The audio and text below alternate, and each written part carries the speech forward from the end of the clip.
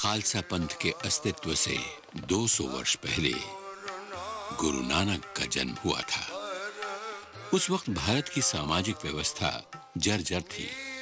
एक भ्रष्ट राज्य, एक टूटा फूटा सामाजिक ढांचा जो जात बिरादरियों में बटा था। इंसान को धर्म के नाम पर शोषित किया जा रहा था। गुरु नानक का दैवी अंतःकरण विरोध कर उठा।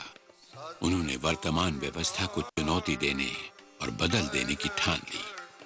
1499 में गुरु नानक सुल्तानपुर के करीब बैन नदी से निकले तो सर्वशक्तिमान ईश्वर के दिव्य दर्शन से उनकी आत्मा धन्य हो गई।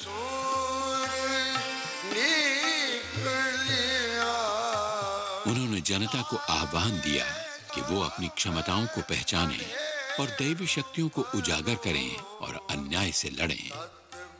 ना कोई हिंदू है, ना कोई मुसलमान।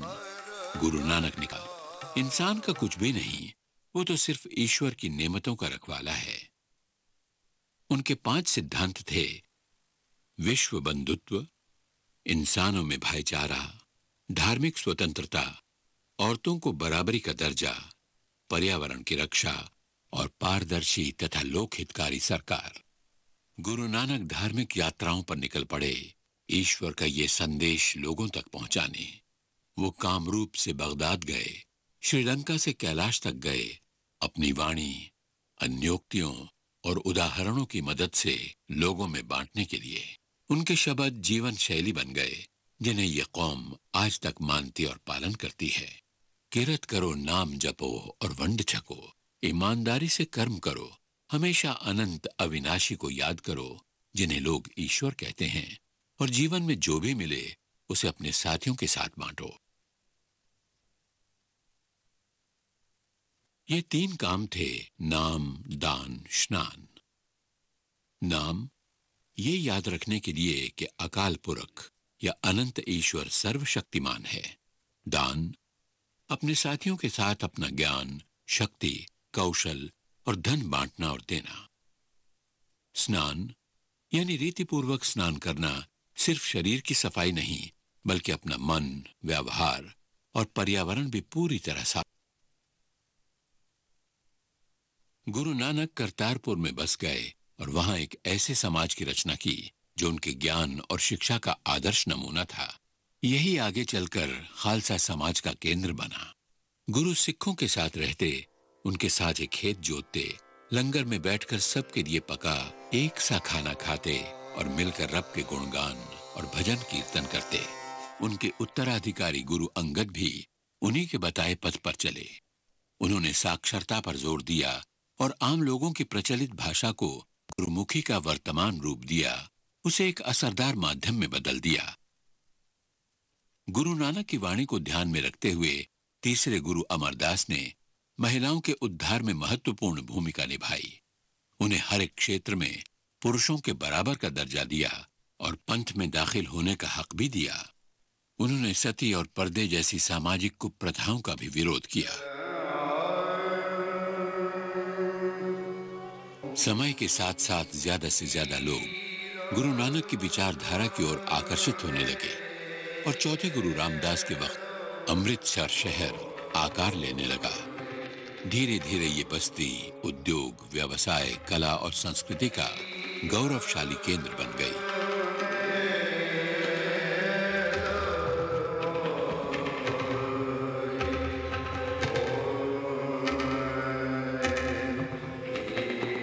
गुरु अर्जन देव ने सिख धर्म की विश्व व्यापकता पर अपनी मोहर लगा दी जब उन्होंने एक मुस्लिम सूफी संत साहिब मियां मीर को स्वर्ण मंदिर स्थित हरमंदिर साहब की नींव रखने का न्योता दिया।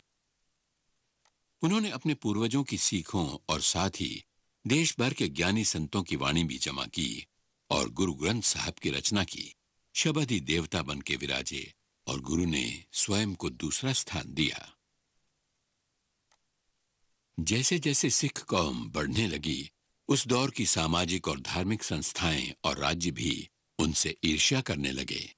गुरु अर्जन देव को बंदी बनाया गया, उन पर कई अत्याचार किए गए और आखिर में वो मानवता के हित के लिए शहीद हो गए। इस घटना के बाद इस कौम ने हथियार उठा लिए क्योंकि उन्होंने ये जान लिया कि अपने विश्वास को कायम रखने के लिए ये जरूरी है कि अपने हक की रक्षा की जाए। अपने शहीद पिता की गद्दी पर जब गुरु हरगोबिंद बैठे तो उनकी उम्र सिर्फ 11 वर्ष थी।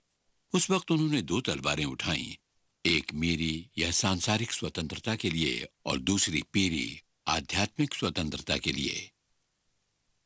उन्होंने सेनाएं बनाई और कई लड़ाइयां जीती, लेकिन कभी भूमि पर अधिकार नहीं, सिर्फ ईश्वर के राज का परचम फहराया। अकाल तख्त या अनंत का सिंहासन भी उन्होंने ही हरमंदिर साहब में स्थापित किया। 17वीं सदी के कौम के साहस और सैन्य शक्ति दोनों में वृद्धि हुई।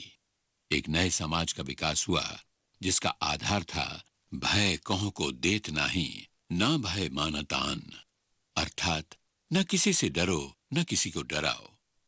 गुरु हरगोबिंद के उत्तराधिकारी गुरु हर राय और बालक गुरु हरकिशन ने इस कौम के फलने फूलने में भरपूर योगदान दिया और साथ ही दिल्ली में तत्कालीन मुगल दरबार से भी बातचीत बरकरार रखी।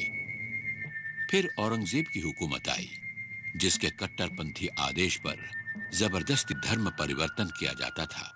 कश्मीर के उसकी इस सनक का शिकार बने और सहारे और मार्गदर्शन के लिए गुरु तेग बहादुर की शरण ली। गुरु तेग बहादुर के 9 वर्षीय पुत्र गोविंद राय ने देखा कि ऐसे धार्मिक अत्याचार से निपटने के लिए उनके पिता से बेहतर और कोई इंसान नहीं। गुरु ने ब्राह्मणों से कहा कि वो औरंगजेब को चुनौती देकर उससे ये कहें कि अगर सिख गुरु अपना धर्म बदल लें तो वो सब भी वैसा ही करेंगे। पहले तो गुरु तेग बहादुर के साथी इस अमानवीय अत्याचार की बलि चढ़े, फिर वो खुद 11 नवंबर 1675 को दिल्ली के चांदनी चौक में शहीद हुए। ऐसी शहादत का इतिहास में कोई सानी नहीं, क्योंकि वो उन्हीं ब्राह्मणों की रक्षा के लिए शहीद हुए जिनकी जाति भेद नीतियों के विरुद्ध वो और उनके पूर्वज 200 वर्षों से थे। वो इंसानियत के लिए जिए और मरे। धार्मिक सहनशीलता हो या विवेक और उपासना की स्वतंत्रता, गुरु नानक देव के अनुयायी हर तरह के अत्याचार से लड़ने को तैयार थे।